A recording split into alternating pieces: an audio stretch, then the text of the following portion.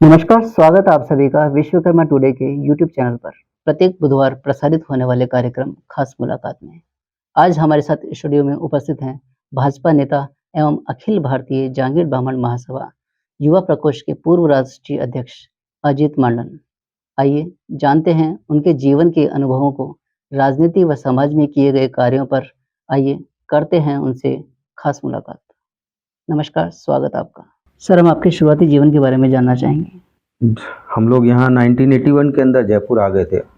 जी। उसके बाद मेरी स्कूलिंग, मेरा कॉलेज और पिताजी का चूँकि दवाइयों का व्यापार था तो बचपन से उस व्यापार में भी साथ में जाना आना खूब रहा। स्कूलिंग यहीं आदर्श विद्या मंदिर से हुई, हिंदी मीडियम से, और बीएससी रही। तो शुरू का एक वर्ष तो रेगुलरली महाराजा कॉलेज में रहे, लेकिन क्योंकि व्यापारिक कार्य सब चलते रहते थे, इंदौर एक नई यूनिट शुरू करनी थी, तो इंदौर यूनिट शुरू करने के लिए मुझे जाना पड़ा। तो 19 वर्ष की आयु में इंदौर जाना हुआ। उस कारण से उसके बाद में प्राइवेट रहते हुए मैंने मेरी ग्रेजुएशन पूरी की। साथ ही साथ उसी दरम्यान विद्यार्थी परिषद में भी काम करने का अनुभव प्राप्त हुआ। और फिर चूँकि घर में सबसे बड़े थे, 4 भाइयों के अंदर सबसे बड़ा हूँ, तो विवाह भी थोड़ा जल्दी हो गया। जी। तो उस कारण से व्यापार में लग गए, साथ में चलते चले गए, और यही है, जयपुर में पले बढ़े हैं। बहुत बढ़िया। आपकी पढ़ाई और शिक्षा के बारे में आप बताएंगे सर? जैसा मैंने आपको बताया कि पढ़ाई मेरी यहीं 5वीं तक तो मैं इंग्लिश मीडियम में रहा, और 5वीं के बाद में उन्होंने मीडियम चेंज करके आदर्श विद्या मंदिर से लगातार मेरा 12th तक वहीं पढ़ाई हुई। उसके बाद में 11th के अंदर चूँकि विज्ञान ले लिया था, डॉक्टर बनने की इच्छा थी जीवन में, तो 1 साल ड्रॉप भी किया, और 1 साल ड्रॉप करके पीएमटी वापस दी, लेकिन चूँकि सिलेक्शन नहीं हुआ। और घर में, जिस घर में व्यापार होता है, तो वहाँ समय खराब करने की परिवार को आदत नहीं होती है। तो उस कारण से घर वालों का बड़ा दबाव रहता था कि नहीं नहीं, ग्रेजुएशन अपनी पूरी करो और फिर व्यापार में लगो। तो चूँकि थोक का काम था दवाइयों का, राजस्थान हमारा पूरा कार्य क्षेत्र हुआ करता था। तो जब छोटे थे, 12th से पहले ही दुकान जाने लग गए थे, गोडाउन जाने लग गए थे, और सब वो करने लग गए थे। तो पढ़ाई के साथ साथ जब ये सब काम करते हैं तो फिर आपका इंटरेस्ट भी थोड़ा डाइवर्ट हो जाता है कि व्यापार में जब आप इन्वॉल्व हो जाते हैं समय से पहले, तो आपको व्यापार में मज़ा आने लग जाता है। जी। तो उस कारण से उसके बाद ग्रेजुएशन के बाद आगे पढ़ाई नहीं कर पाए, लेकिन अभी भी अब इच्छा है कि कम से कम पोस्ट ग्रेजुएट तो मैं अपनी पूरी कर लूँ। इस बार मैंने फॉर्म भरा है, तो देखते हैं वापस इस साल अपनी पोस्ट ग्रेजुएट पढ़ाई तो मेरी करने की इच्छा है। मुझे पढ़ने की बहुत आदत है।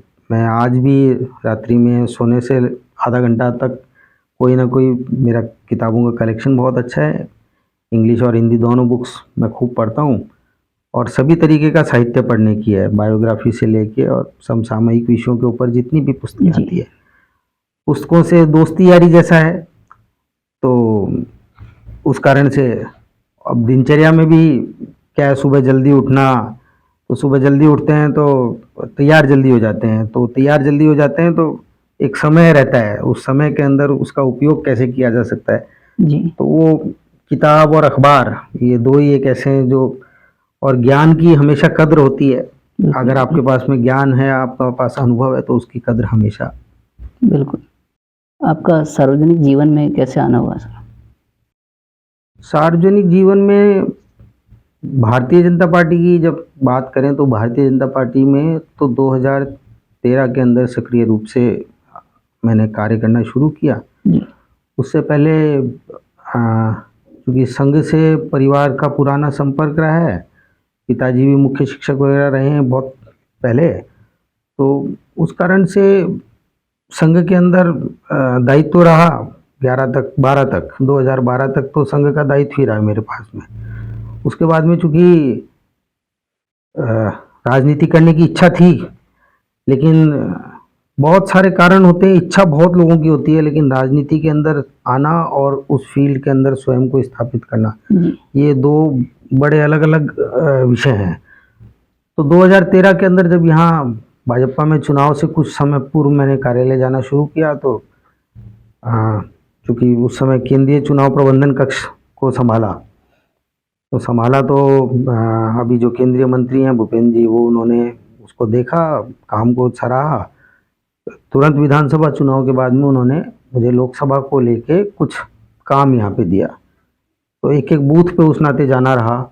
उस बूथों के अनुभव भी आया, जयपुर की एक एक ज्योग्राफी को समझा जाके, क्योंकि सभी बूथों पे जाने का एक रचना बनी हुई थी उसके अंदर, तो इसलिए मोटरसाइकिल पे घूमना हुआ बहुत लंबे समय बाद।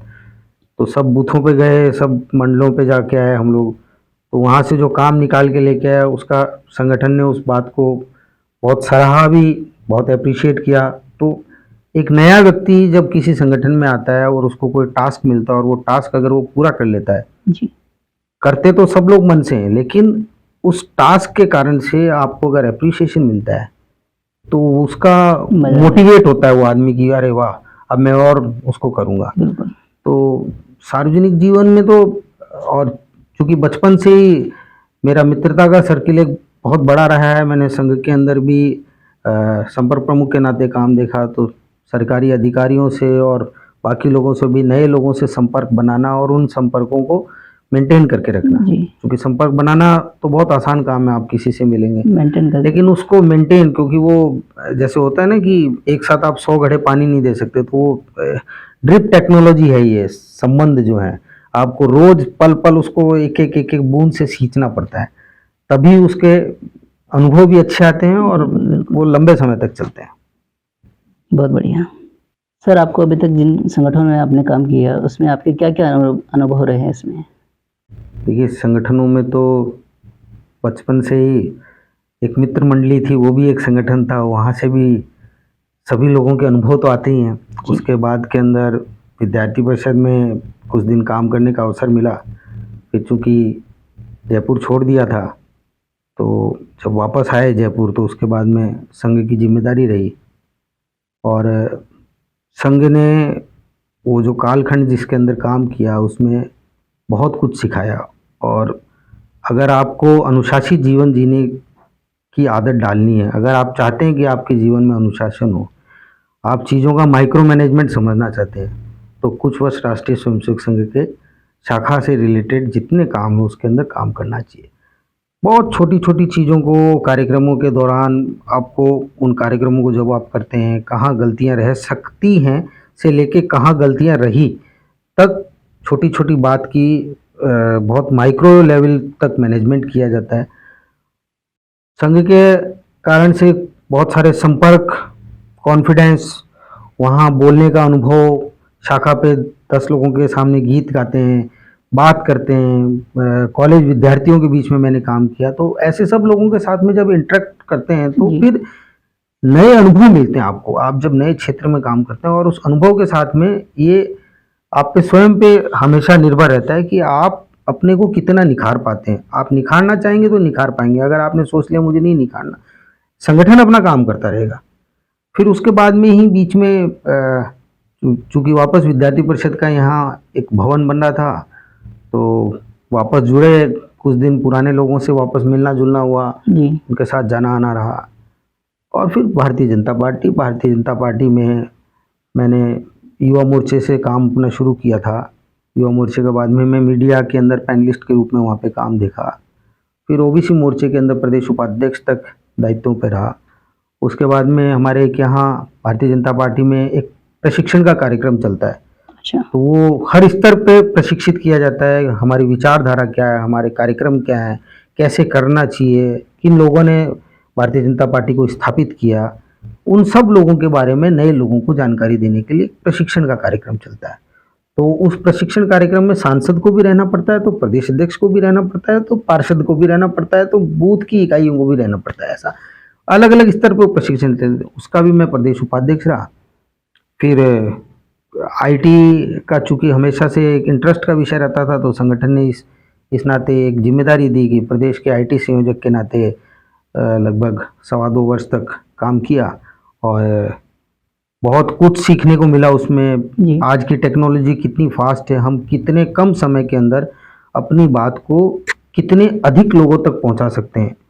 आज के समय में सबसे महत्वपूर्ण विषय ये हो जाता है, मैं अपनी बात कहता हूं तो चूंकि दुनिया बहुत तेज चल रही है, तो मेरी बात हो सकता है 10 मिनट के बाद में बासी लगने लगे, तो क्या मैं उस 10 मिनट के अंदर मैं अपनी बात को जहां तक पहुंचानी है वहां तक पहुंचा सकता हूं क्या? यही वहां सीखने को मिला। और दूसरा, जितने बड़े संगठन में आप काम करते हैं, आपका अनुभव का स्तर भी वैसा आ जाएगा। जितने कम लोगों के बीच में आप काम करेंगे तो अनुभव भी उतना ही कम मिलेगा। जी। अभी फ़िलहाल ही अपना विश्वकर्मा महाकुंभ हुआ, उसके अंदर आपकी सक्रियता भी रही। तो क्या मैसेज संदेश जाता है समाज के लिए और राजनीतिक पार्टियों के लिए? देखिए, जांगीर समाज एक बहुत स्वावलंबी और आत्मसम्मान लिया हुआ समाज है। बिल्कुल।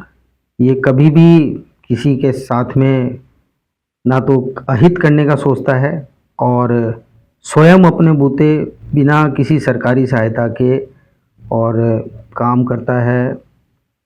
महाकुंभ का एक अवसर आया, प्रदेश के और राष्ट्रीय जो भी हमारे पदाधिकारी थे उन्होंने इस विचार को लेके आए।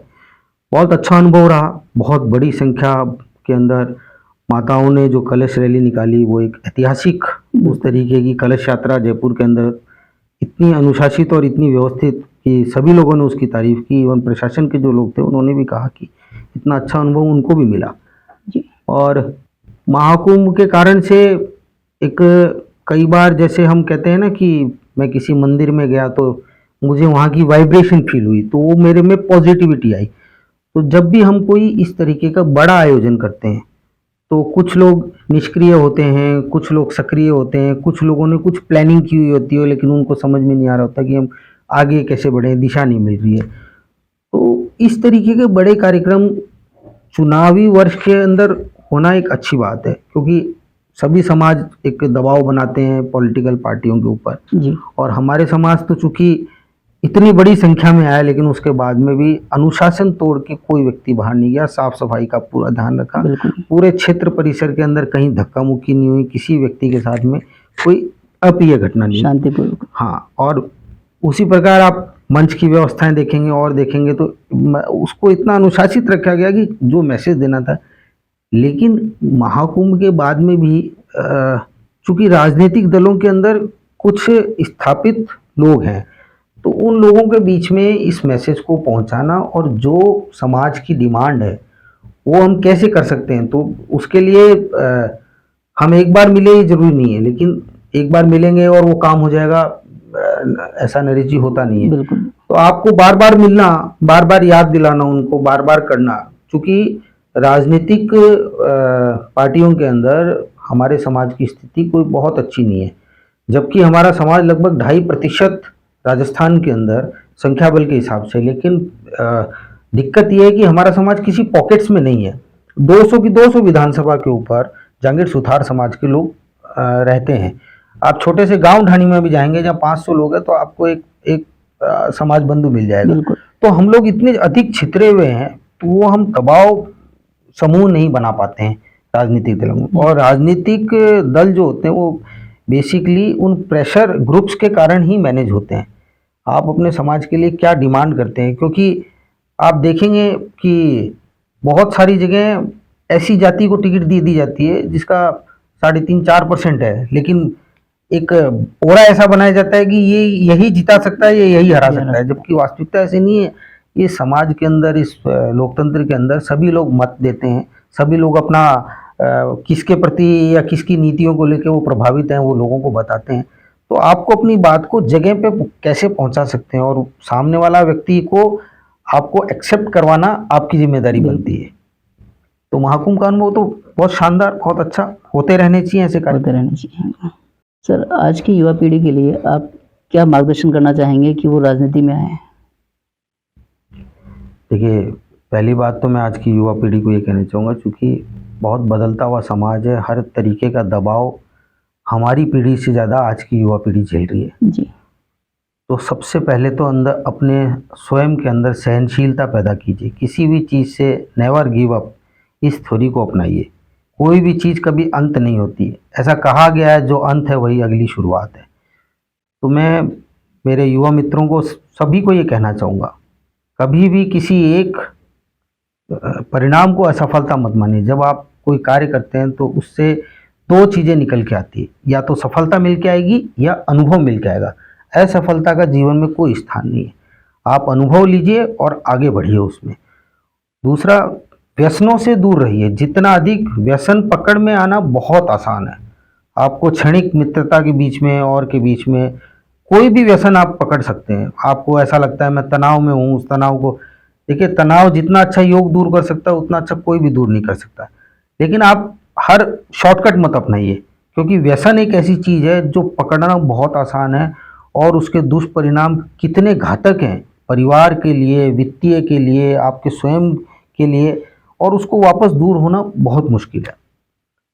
तीसरा, आपने जैसे कहा कि राजनीति में आने के लिए युवाओं को सीधा कोई दायित्व तो मिल जाए, पद मिल जाए, ऐसा नहीं। देखिए, किसी चीज़ को अगर हम खड़ा करते हैं, जैसे अगर आज हमने एक पेड़ रोपा है, जब तो हम उसको रोज देखते हैं कि पेड़ कैसा है।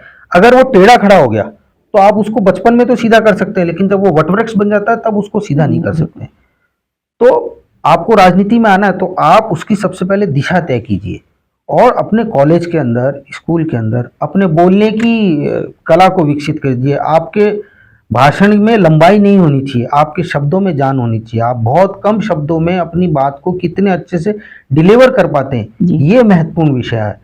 आप कॉलेज में डिबेट कंपटीशन में जाइए, मैक्सिमम डिबेट, जो लोग राजनीति में आना चाहते हैं वो स्कूल के अंदर डिबेट कंपटीशन में जाइए।